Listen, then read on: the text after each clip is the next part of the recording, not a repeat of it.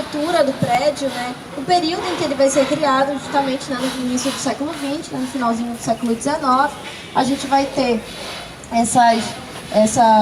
uma arquitetura que já vai estar pensada, né, para esse período, mas que a gente vai conseguir enxergar algumas modificações no prédio, como, por exemplo, essas janelas aqui, que a gente tem essas janelas de vidro, né, esses balancinhos, que não vão ser desse período.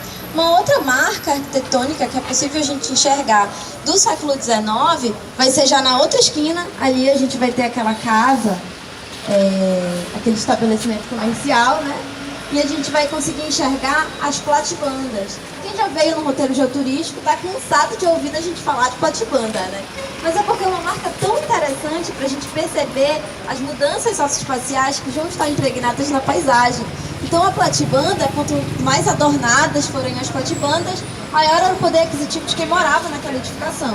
E ali a gente consegue, para quem não veio no roteiro geoturístico, platibanda vai ser uma espécie de mureta que vai cobrir o telhado, né, impedir a visualização do telhado.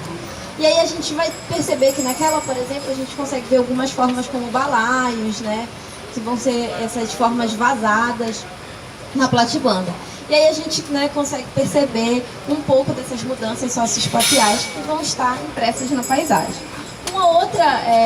Um outro ponto interessante da gente falar aqui é justamente sobre o que eu estava falando dessas partes altas do Marezal. E aí é interessante falar um pouco do alto e do baixo Marezal.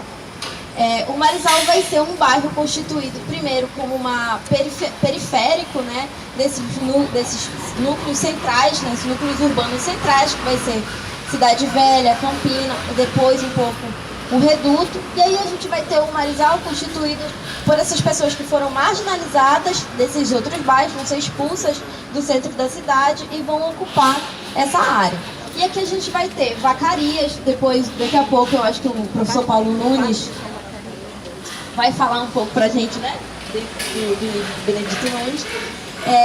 As vacarias eram lugares onde as pessoas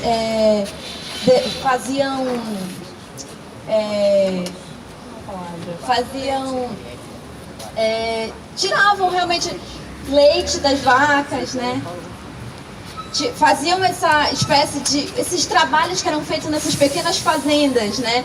Então eram que existiam esses trabalhos nessas vacarias, né? A gente tinha a retirada de leite, a gente tinha a criação, né, de alguns animais rurais, característicos dessas zonas rurais. E aí a gente vai ter, né, esses costumes sendo pensados e sendo praticados no bairro do Marezal, e principalmente nessas partes baixas do Marezal, onde a topografia permitia, por exemplo, a entrada, né, de pequenos alagados, de alagamentos das chuvas. E a gente pode pensar, por exemplo, se hoje, em Belém, quando chove, nem basta chover muito, já alaga.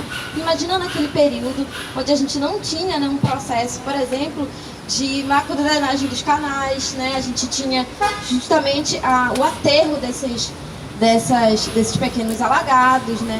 Então era bem difícil a gente perceber, a gente consegue imaginar como era a vida dessas pessoas nesse período, nessas partes baixas do Marezal. E aí por isso, algumas pessoas que tinham um poder aquisitivo maior vão se instalar nessas partes altas do Marezal, que vão ser justamente essas avenidas onde a gente vai passar hoje, algumas delas. E aí a gente vai conseguir perceber um pouco de como era a vida dessas pessoas. E que pessoas eram essas, né? Preciso dizer também que o bairro do Marezal era um bairro de pessoas negras, onde a gente vai ter manifestações culturais dessas populações. Então a gente vai ter, por exemplo, a procissão de Santa Luzia, vai ser uma procissão que vai ter um pouco desse sincretismo religioso, do catolicismo e das manifestações religiosas negras. A gente vai ter também algumas lendas no Marezal, como a lenda da Matinta, que de vez em quando saía por aqui, né, por algumas ruas do Marezal.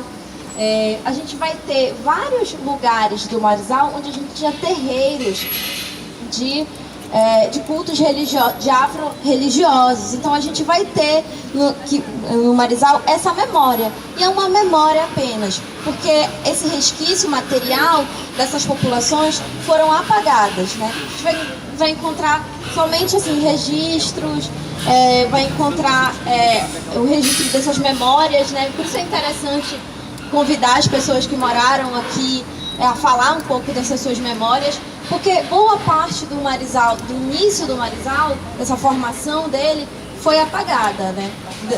Boa parte material, porque essa parte imaterial ainda permanece e a gente consegue ainda contar e mostrar, né, para as pessoas.